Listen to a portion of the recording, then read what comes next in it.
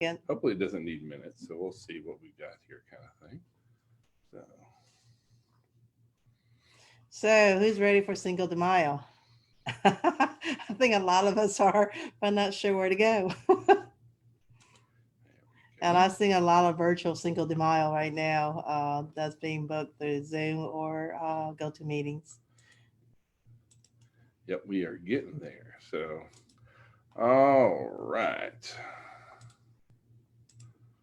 All right, here we go. So, all right. Well, good morning, everybody. Good Thank you morning. very much for joining us. We really appreciate you guys coming and hanging out with us today. And we're going to kind of go through what's happening in our market, what's everything that's going on. So, my name is Alan Richardson. I'm the managing broker at Maximum One Realtor Partners. This is Ming Richardson. I'm the compliance broker. Well, semi-compliance because I have Keisha as well, and she's fabulous. Anyways, so I'm the compliance overall, and Keisha is my counterpart who helped me as well. So And that's she's the back to queen. one. So, Yeah. yeah, there we go. About that. Anyway, so Call Keisha. yeah. All right. Well, we're going to kind of jump right in here, kind of thing, as to how our market is really running today, and everything that we're seeing going on, and kind of what's happening each week since since our whole coronavirus thing has kind of fired up. We have started doing our little weekly fireside chats. Our kind of backstory, what's going on behind the scenes, and so this is our version for May the 4th be with you. Tomorrow is Revenge of the 5th, also Cinco de Mayo, which is probably going to be a lot more funny than Revenge of the 5th, or a lot more fun. So I'm not sure how many of y'all are going to be going out to Mexican restaurants tomorrow, but there will definitely be tacos in our future, and I hope for you too as well. So, all right, we're just going to kind of jump in here. And so one thing that we try and do every week is we kind of talk about what has happened with other people facing adversity and things going on. And so like one of the things that you want to look at is, how do you handle failure? Because I want to talk about a man, and he wasn't a young man, and it is a very interesting story, and it's pretty well, it's very much about perseverance and handling adversity and failure. So first of all, his father passed away when he was 6. In 7th grade, he quit school and went to work as a farmhand. At 16, he lied to get into the Army, and then was discharged a year later when they found out. He studied to be a lawyer, but got in a fight and got kicked out. He sold insurance and got into another fight and was fired for insubordination. He founded a ferry boat company, and then he stole that company so he could start a lamp company, and then found out there were cheaper, better lamps than his, and he went out of business again. He was a farmhand, a blacksmith, a soldier, a railroad fireman, a buggy painter, a streetcar conductor, a janitor, a lawyer, an insurance salesman, and a lot of other jobs. Every one of those he was a failure at. All this happened before he realized that maybe he should be in the restaurant business. And so at 40 years old, he began selling chicken in a gas station. 4 years later, he bought a hotel. It burnt to the ground with his restaurant in it. Poor guy. He rebuilt it. Then came World War II, and all business stopped because everyone was going through the war, and he was forced to close. It went out of business. Following World War II, he reopened his restaurant, and it was rolling, featuring his famous Kentucky recipe. And then the interstate opened, and his business went away, and he was forced to shut again. So at 65 years old, at retirement, he was penniless, and he received his first retirement check for $105. He thought, the government doesn't even want me to survive. And so he decided to commit suicide, which he also failed at. And so he sat to write, his will, and realized he still has a lot left to do. And so he borrowed $87 plus his $105, and decided that he wanted to franchise his restaurant. And he went on a mission, and he was rejected 1,009 times. I mean, I don't know, I don't know how many. I don't like being told no once, twice, 10 times. When you get over 1,000 and you still keep going, there is just something amazing about that. That's tenacity there. Yeah. So he crisscrossed the U.S. in his white Cadillac and in the back he had a whole trunk full of stovetop pressure fryers and his special secret recipe 11 herbs and spices breading kind of thing. And basically what he did was he set up these little mini franchises where people would sell his chicken, and for every whole chicken that they sold with his breading, he made 5 cents, a nickel every time.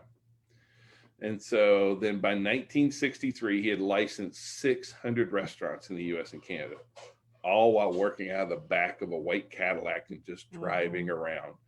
And so he then sold the business for $2 million, which is about $16 million today kind of thing. Even so, he probably could have done much better with that. Even today, though, Colonel Sanders remains central in Kentucky Fried Chicken's branding, including their logo, his goatee, that white suit, and his little string tie kind of thing.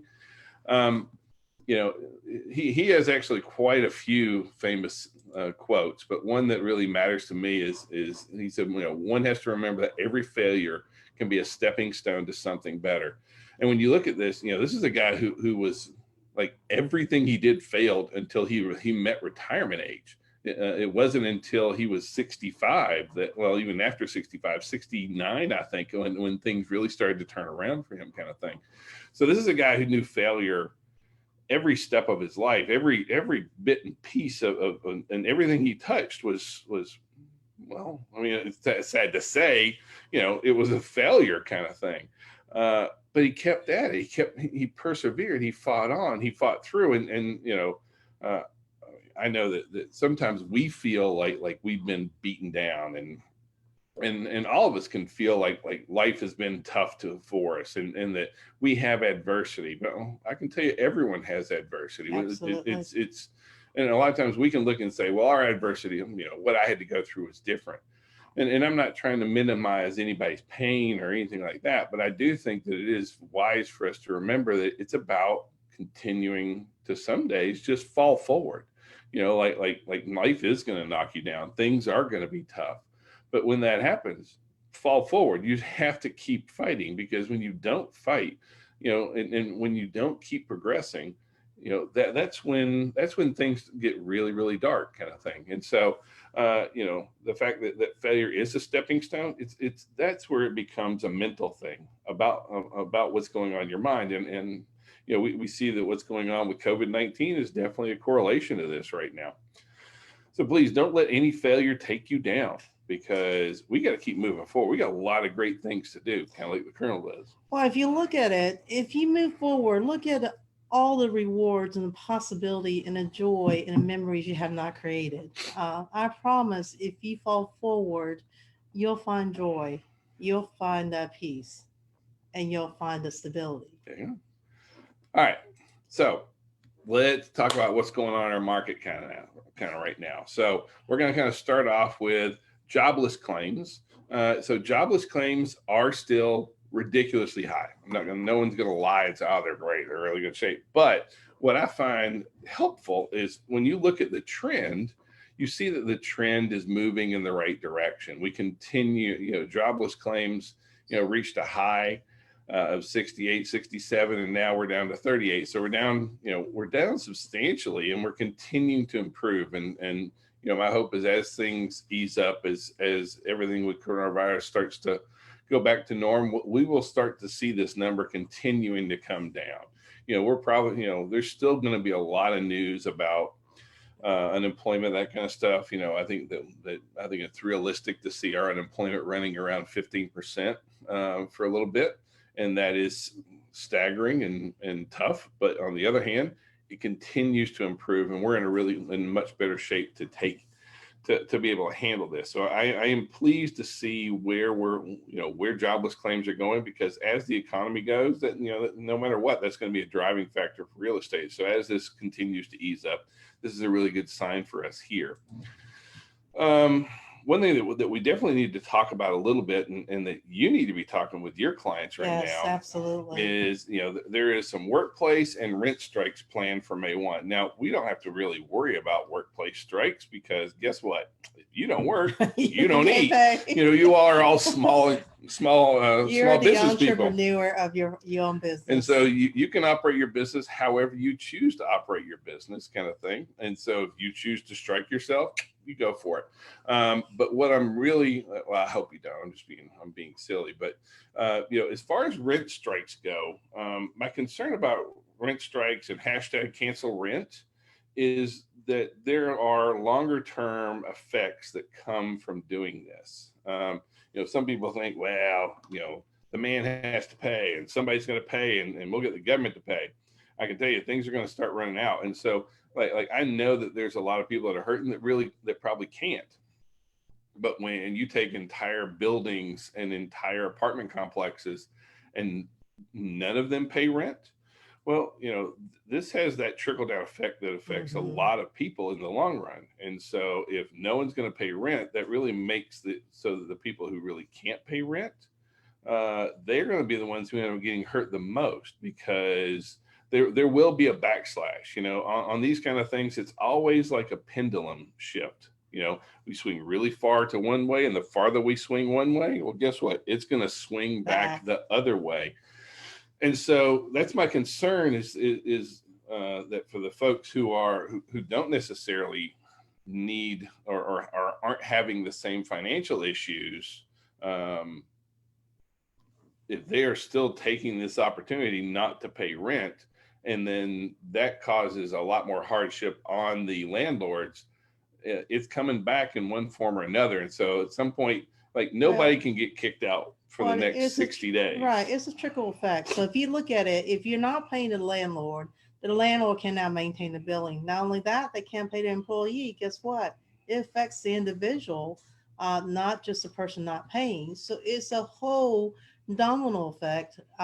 So that's something you might want to educate some of your clients. Well, not only that, and appeal to their nature side, because a lot of people think, well, this is my situation, so therefore, even though I have the money in the bank, if nobody else is going to pay, I'm not going to pay either. Correct. Well, the thing is that everyone is, whether it's a mortgage or a lease, you are in a binding contract. And so now everyone has the protections that are associated right now with COVID.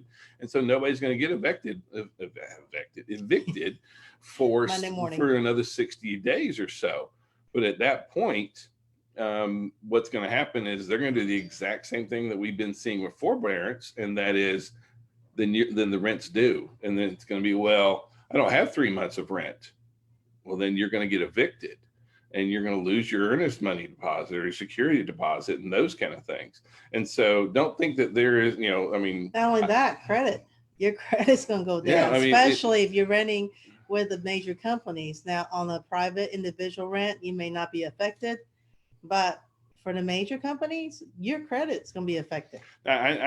We know many landlords and when they have tenants that are having particular issues, a lot of them are trying to work with it. But when you have just entire groups that say that no one is going to pay rent, I don't know who they think that they're really punishing, because there's no entity that's holding these people. A lot of times, most of the landlords I know are other small business people, doctors, lawyers, dentists, just normal people kind of thing. There are a lot of landlords and that kind of stuff. And it's not like they have like massive reserves. So I worry that we're going to see people overreact with this and take advantage of it, kind of thing.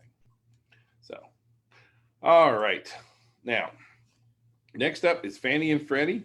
They released this article and they said, what, mortgage forbearance does not need to be paid back all at once. And so the government securities, the government-backed securities, they said, it doesn't have to all be paid back at once, but they didn't really offer a whole lot in terms of what does that mean for the mortgage companies? Because the mortgage companies that when a client asks for forbearance with a mortgage company, what they do, and each mortgage is individual and separate and different. And each mortgage company is different. So they have to go and see exactly how their mortgage is written up, kind of thing, because their mortgage may require them to be paid back all at once. Sometimes they will be able to add it on, but they, if you have a client that needs some forbearance, they need to call and talk to their mortgage company kind of thing, and they need to say, they really have three options. They can do a repayment plan, which is where they work it out. I need this many months off, and I'll pay this much over this amount of time. They can do a payment deferral or a modification. And sometimes that can be added to the end of the mortgage, and sometimes it can't. And it just kind of depends on how that is. And sometimes it's going to be a modification of the loan. And they'll just kind of modify the loan, refinance it, that kind of thing, just to kind of keep them on track. Those are all options that they're going to have.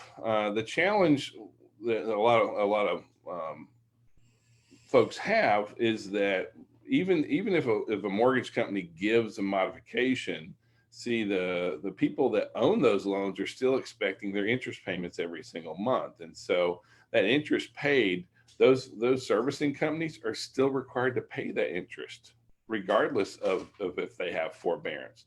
Now, Freddie and Fannie have said that they're going to try and start doing something after after a lender has been in forbearance for 4 months, they'll give some kind of credit to them. But that is, we're just seeing it as a lot of hype right now, and not really something that we continue to see a whole lot of action in. The government is having, and understandably so, there's been a whole lot more money coming out of the government than there has going into it. And at some point, that tap is going to run dry. Correct. And so, I know that if you have, that we have clients that have true needs in forbearance, but they have to understand this isn't just a get out of jail free card, and that this isn't just a, hey, we're At the end of the day, you have obligation, just like everybody else does. When you fail at an obligation, and understand due to hard time, you still have to make it up somewhere. So just understand that, okay? So. All right. So also, in speaking about mortgages, the Fed met this week. They left policy rates unchanged, kind of thing. So really what that means is that mortgage rates have dipped to a new all-time low. The national mortgage rate for a 30-year fix is 3.2, a 15 is 2.77, and a 5-year Awesome. ARM is 3.14. I mean, these rates are really, really Incredible. phenomenal. But there's a big star, asterisk, 4 asterisks here, kind of thing, and that is, this is really great for lenders with great credit. If you got really good credit, now is a phenomenal time to borrow money. Now, it really is, kind of thing. Riskier borrowers, on the other hand, not so much, because what we're seeing is that the riskier borrowers, they're going to have a lot more challenges. We're seeing that, there are a couple of companies that we've seen out there at 600. At 600 credit score. By and large, the norm is somewhere between 620 and 640, with probably the majority falling in the 640 range. I don't know really anybody doing 580. If they do, the rates are pretty high. Mm-hmm. I'm sure there's some out there, but they're pretty rare right now. We do know of a couple that are at 600, and they're a little bit higher too. Mm-hmm. And it kind of makes sense. If they have a higher credit score, they're not going to have any problems right now getting a loan, and they're going to get it at some of the best rates that we've ever seen, ever. And I mean, ever kind of seen. So right now, that's really, really great. But for Americans that don't have good credit, especially when we start talking about forbearance and talking about, hashtag cancel rent, well, what do you think that does to your credit? And so, if you want to buy a home 6 months from now, 3 months from now, a year from now, doing this whole canceling your credit thing or canceling your rent and not going into forbearance. If you go into forbearance, it's going to impact your credit score. It will. And so these things are going to happen. And then if they want to turn around, because this is going to be highly tied to the economy, to Corona, and as Corona starts to fade away, right, they're going to want to be part of this. And guess what? That's staying with them. And so people have to also be, when I say people, our clients, we need to be talking to them, not specifically about their individual credit, but overall that they need to pay attention to this, because things can be really, really great for being able to borrow money here really soon. As the economy strengthens and these rates are historically low, it's going to be, I mean, this is a great combination of things for us. But if they go out and botch up their credit right now, doing stupid things that they didn't have to do, it's really going to bite them. Absolutely. So, All right. And the legs was just there as part of the. it was a screenshot. Yeah, I like to screenshot the headlines from the week, and so that was just part of. That was an ad. Okay, I'm not trying to like get sexy with it, kind of thing. Also, mortgage applications this past week took a rise, signaling a real improvement in buyer confidence, kind of thing.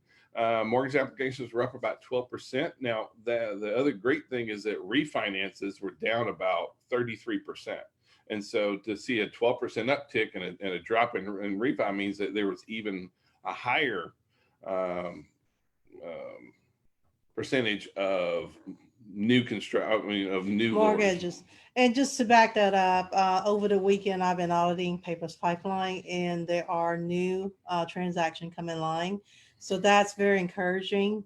There's actually, I saw probably about 30% new construction came in and 70% resale. That's a good thing. Yeah. At the same time, I also know that you all may have clients that are still hesitant showing the home.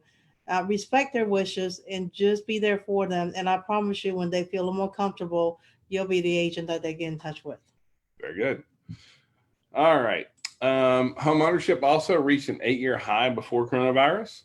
More than 65% of Americans own a home in the first quarter of this year. And so that's a good trend. That shows that people really want to own homes. In especially what's going on with coronavirus, we're expecting that to rise even more so, kind of thing. Also, despite coronavirus, home prices are still rising, and there's a caveat about for now. There's a different, when they say for now, we have to understand that, especially this article, like right here, that we're sharing, this is from realtor.com, and then this is national data. This is not necessarily just the Atlanta metro area and the Atlanta market, because I don't see home prices falling in Atlanta at all. And I don't think that a for now is necessarily true about what we're going to see in the Atlanta market. So, right now we are seeing nationwide that home prices are still holding, but in Atlanta, and especially here in the Atlanta metro area, I'm going to share some numbers with you that will show you exactly, like where the rubber meets the road, Right. The proof in the pudding, kind of thing, because we aren't seeing a massive drop in home prices. As a matter of fact, this is what's going on with our median sale price. And if you look at where we were, a year ago versus now, it's a pretty impressive jump in median sales price. Our median sale price continues to move up. By the way, this is accurate data. This is through the entire MLS, and this is in the United States, the end of last week. Right. So this is not, I'm not pulling up made up numbers. I'm not pulling up, anything that is just kind of out there. I wanted everyone to really be able to see exactly what we're talking about in terms of pricing, kind of thing. So as of April, the median sales price was $278 for the Atlanta metro area, kind of thing. Now, the other thing that goes along with this is our median price per square foot also went up. Sorry, I am pulling it up at the same time, kind of thing. Our median price, I'm working multiple screens. So our median price per square foot for our entire MLS is $126 a foot. That continues to keep growing. So we're not seeing prices drop. A lot of folks are like, well, why isn't it dropping? Why isn't it dropping? And I'm sure y'all had investor contact you and say, hey, we are in recession. Let's find a good deal. The problem is not all your sellers willing to drop. I mean, we see that there's going to be some instances where there are some deals here and there with people who have to sell, but overall, we're not seeing any kind of this is not 08. and the numbers back up that this is not '08. So how about days on market? Wow, what's going on with days on market? This is, to me, this is crazy kind of thing, because you can see that, as of, like how many days on market are we averaging? We're averaging 14 days on market right now, for the entire MLS. That is staggering. We're continuing to see. So you can't have days on market going down, prices going up. It's a supply demand issue. We have more buyers than we have sellers. Even though right now in this market, yes, we have a lot less buyers right now. Well, I'd say probably about 30% less buyers. Guess what? We got 30% less sellers too, kind of thing. The number of buyers and sellers, the number of folks that are staying out of the market is pretty close right now. We're not having all these sellers jump back in and not enough buyers. That's not our issue right now. And if you price a lot right, I seen contract listings that just came online within 2 or 3 days. They're under contract already. So if you price a property correctly, I promise you those will go under contract quicker and you know what to do with. Yep. Now, how many months of supply do we have? Because this is one that's going to be, that kind of is very indicative of where we're going. Like prior to 2008, we were standing somewhere between 8.5 and 9 months of standing inventory. Well, gosh, we saw a little bit of an uptick, but we're still sitting really squarely at 3 months of standing inventory.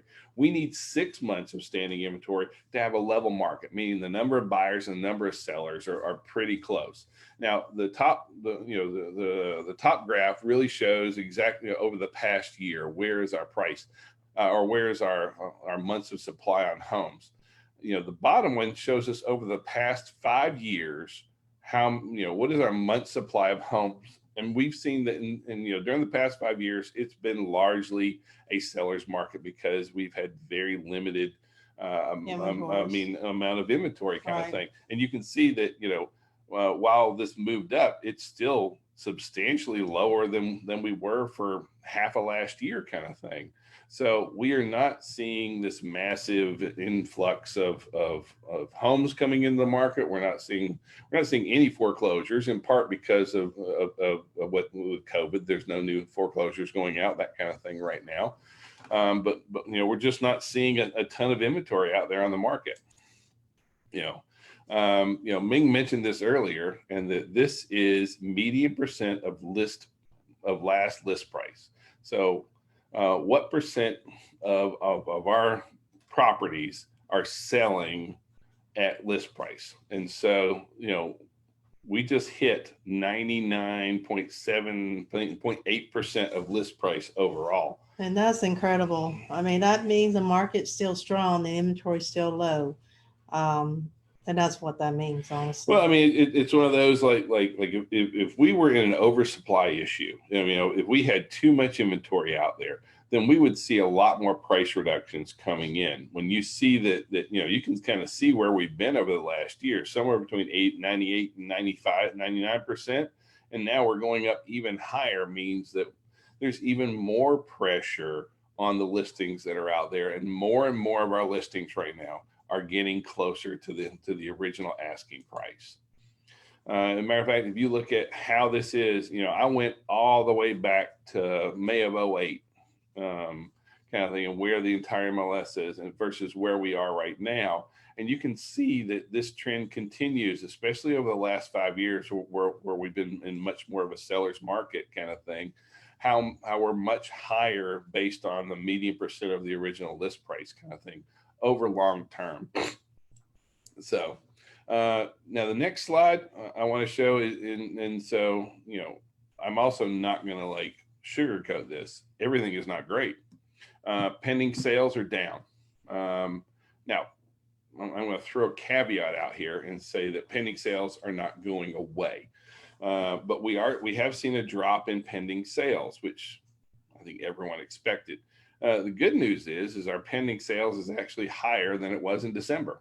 The top graph shows the past year, and you can see, this is, every year December is always our lowest. The bottom graph every one of those low points that you see, everyone's December. Okay. And then so you can see what our annual, kind of how real estate in the Atlanta area kind of runs. November, December stinks, and then all of a sudden we shoot up into our spring buyers market, and then we run Start hot and tailoring off, heavy right? all the way through the summer, and then it starts tapering back off as we move into the fall. Now this year, of course, this is going to be our bubble, but we also, my feeling is that we're going to see another corresponding shoot right back up here as things start to correspond, where we're having a dip. I really do see us having a rise. So on one hand, you think, well, okay, this doesn't look good. But honestly, we had during COVID, and what's going on with COVID, we have more pending sales than we had in November and December. I mean, that to me is kind of like we're doing better than we did, and now granted we have a week less during Christmas. Normally a lot of people are kind of out of the loop, that kind of stuff. But overall, it's not terrible. As a brokerage, we're looking at about 32% drop in transactions and pending sales right now. And so, but the other side of things is we're seeing is that the folks who are out there hustling and working it are still out there hustling and working it, kind of thing. And so if you've decided that there's no business to be had, well, that's a you thing. It's not what we're really seeing in the marketplace. So one comment from workplace was that they want to know how can they share this video with their friends. So I wasn't sure if you had this recording elsewhere, just FYI. Well, we'll put this out there on Facebook and let you guys share this as well. So no worries on that. Home builders are seeing a sales in jump as renters flee urban apartments, kind of thing. This is something that we're kind of starting to see, and it's early to tell if this is just a knee-jerk reaction or not. But we are starting to see, more people moving from the city to the suburbs. For the last 4 or 5 years, we've kind of seen a shift back more urban, and now all of a sudden with COVID, we're starting to see a shift back out of urban into the suburban areas. And so there is a new poll. And I think that's interesting because if you look at when the most concentrated shift was during when the gas price was really high. And now the gas price, oh my word, I haven't seen this kind of price since I was maybe 18, 20, and that's a long time ago. Yeah. So it wasn't that long ago. So anyways, it's got Yeah. a correlation with, how people look at spending money and what their time is worth. Right. We are seeing, this is a brand new poll that came out, kind of thing. It's a Harris poll that came out and said that the suburbs are more appealing right now. And so, is this something that's really going to hold up, a month or two down the line? It's early to say, but we're definitely seeing a trend going a little bit more suburban right now, trying to get away from everybody and get a little bit of distance between you and everybody else out there, kind of thing. I think that whole thing in New York City has scared a lot of people, that kind of stuff. Right. So it's kind of an interesting trend, one that I just want to kind of keep everyone abreast of, kind of thing. We also had a recent survey, and that majority of realtors are not experiencing closing delays. That was a big concern for us, and what we've really found with that is that our closing attorneys are really, really good. Overall, our real estate attorneys that we're real estate closings is their main job. I'm not going to praise any one of them, because overall, I find that those guys have just done, and ladies have done, phenomenal jobs. They've bent over backwards to accommodate your clients, their clients, the whole 9 yards. Just doing, they're doing closings in the parking lot. Some of them have set up separate rooms. They're Right. doing e-closings. They really are going above and beyond to try and keep this process rolling. Some of them are going to the courthouses themselves, and in order to make sure that that they have Things clear are done, title. right. So overall, this piece, while I think there was a big concern how closings were going to go, one thing that we have been really pleased with is the closing attorneys have been doing just a phenomenal job with that kind of thing. Overall, Consumers remain relatively optimistic about what's going on and kind of thing, and are expecting an economic rebound within 2 to 3 months kind of thing. Our most optimistic group is our Gen Zers, our younger folks kind of thing, really expecting the economy to kind of rebound. In the past couple of weeks, fewer Americans have experienced a reduction in income. At the other hand, they've been reducing spending. So we're starting to see that savings is really kind of going out. We're seeing that, yes, income, for a certain percentage of people, income has dropped for sure. Absolutely. Because that doesn't take into account, those numbers don't take into account what's happened with unemployment, because we have a lot of Americans that are actually making more on unemployment than they made at their jobs kind of thing. So we're not necessarily seeing, we're seeing overall household income not in terrible shape, but we're seeing spending. People are really tightening the belt kind of thing. We're seeing savings continuing to improve, which is really good kind of thing. We're also seeing some new trends where Americans are changing some of their activities, how they spend time. And if you look, so this is a recent survey that came out. And what are Americans spending their time doing? And almost all of these are related to what? Around your home. The home. And so, for us, this is a really great thing. Cooking. Where do you cook at? Home. So if you have a great recipe you want to share, this might be a good time for you to do it with your clients. Just so you know. That's a great idea. So, but on that caveat, we have shared a recipe before. And we share this recipe out. We put it on postcards. We mailed it out to our database, and then I get a call. Y'all. Yeah, well, even if you email it, still take our advice here, because we sent out a recipe for a pie, I think, and I get a phone call from this woman, and she's like, "Hey, this is Miss Barnes." I'm like, "Well, hey, Miss Barnes, how are you?" She goes, "That's the worst pie I've ever put in my mouth, honey. What did you do?" I'm like, "Excuse me?" She's like, "Well, surely you cooked that pie before you sent that recipe out, didn't you, darling?" And I didn't. And, it's one of those, oh, here's a recipe. Let's share that one out there. So we put it in a postcard, mailed out to our whole database. And it turns out it was the worst pie on the planet. So he's a great cook, but not a baker. Yeah. Well, even that, if you're going to send a recipe, try it first. Yeah. There we go. Back to our point here. Movings, shows, home improvement, all that kind of stuff. We're doing this at home. And so for us, this is a great deal. There's so much happening at home right now that people are really valuing their homes. I've seen all the homes in my neighborhood. They're all spiffy. Yards are done. Houses are pressure washed. Sidewalks. Curb appeal has never been better. Yeah, it really has. It's been, even on our house, it looks great, kind of thing. So, windows washed. Yeah. But, we're seeing that kind of across the board. More and more people are really spending time in their home. Home is important. This is a really important thing for us to remember right now. Next thing, as part of that, we're seeing that there's an adjustment to our clients' routines. 91% believe it will take 2+ months before routines can return to normal. Some folks are going to feel that it takes even longer. And so we want to talk about, what does that really mean as a realtor, as a real estate professional? Knowing that people are looking for this adjustment. I think everyone wants it to go back to normal. They want things to feel the way that they were.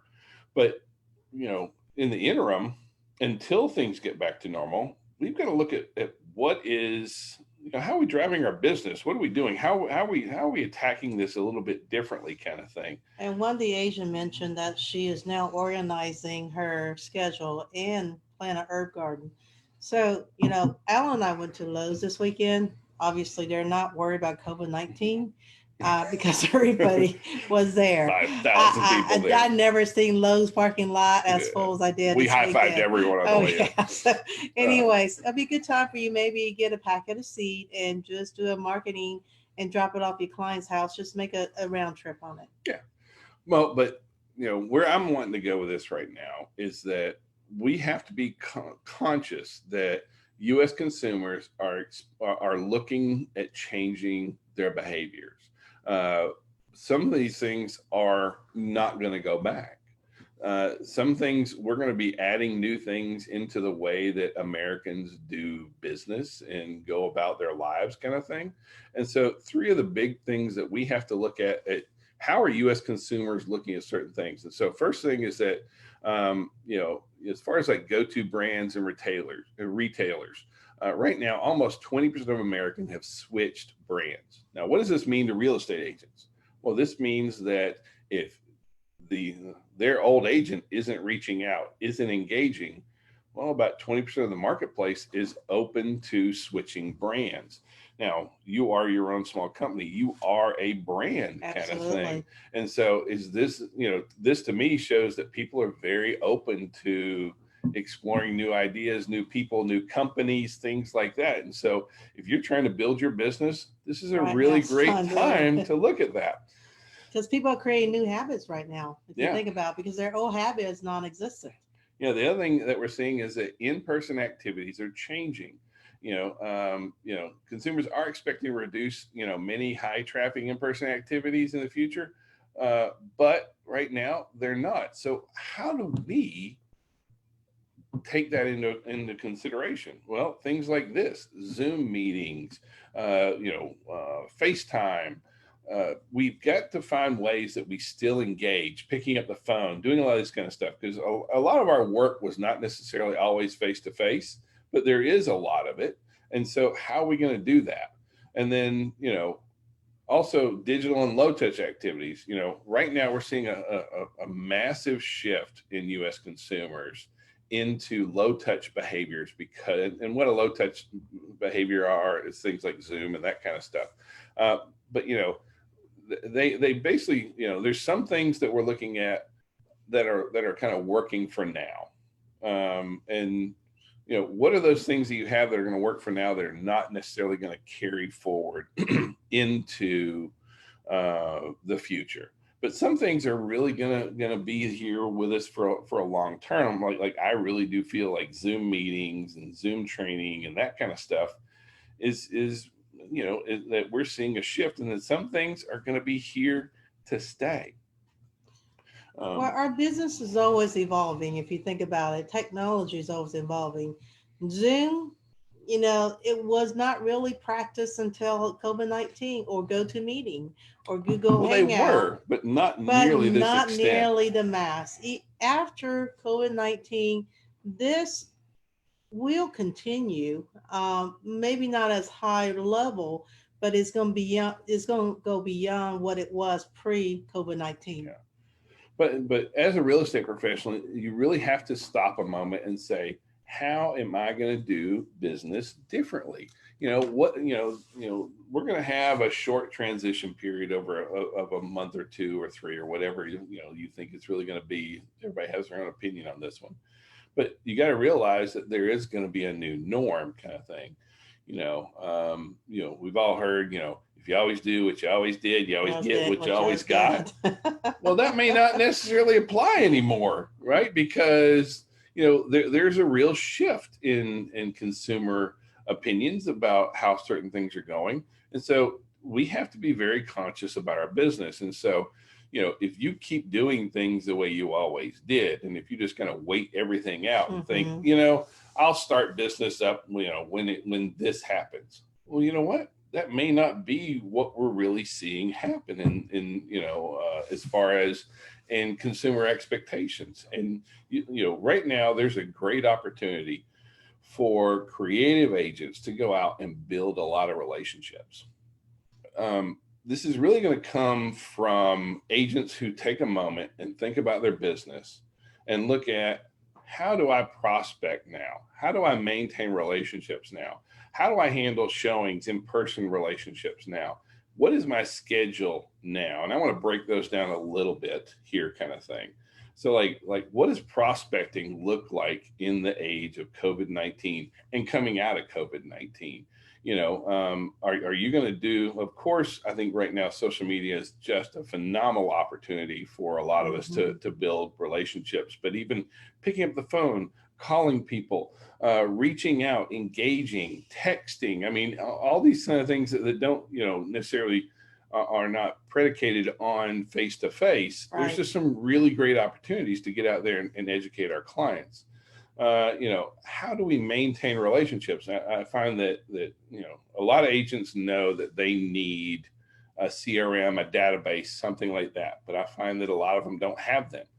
Well, now's your time. Now's your time to build a database. Now's your time to set up a system for how you maintain a lot of relationships with a lot of different people. And then how are you going to handle in person? You know, um, showing a house a month ago and showing a house now are very different. Showing, meeting a client to list their property a month ago and meeting a client now to list their property and what that showing process looks like is very, very different. If you haven't thought through this and worked through what does that mean to your business, how are you going to help position your buyers and your sellers to take advantage of the best opportunities as well as the best protections right now?